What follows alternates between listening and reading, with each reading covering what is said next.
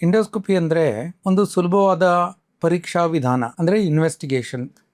ರೋಗಿಗಳಿಗೆ ಇರುವಂತಹ ಅನ್ನನಾಳ, ಜಠರ ಮತ್ತು ಸಣ್ಣ ಕರಳಿನ ಮೊದಲ ಭಾಗದ ಕೆಲವು ಕಾಯಿಲೆಗಳು ಸೇರಿದಂತೆ ಅವನ ಪತ್ತೆ ಹಚ್ಚಲು, ನಿಖರವಾದ ರೀತಿಯಲ್ಲಿ ತಿಳಿಯಲು, ಅದನ್ನು ಕಾಯಿಲೆಗಳನ್ನು ಅರ್ಥ ಮಾಡಿಕೊಳ್ಳಲು ಪರಿಪೂರ್ಣತೆ ಇರುವಂತಹ ಒಂದು ಪರೀಕ್ಷೆ ಅಂದರೆ ಎಂಡೋಸ್ಕೋಪಿ.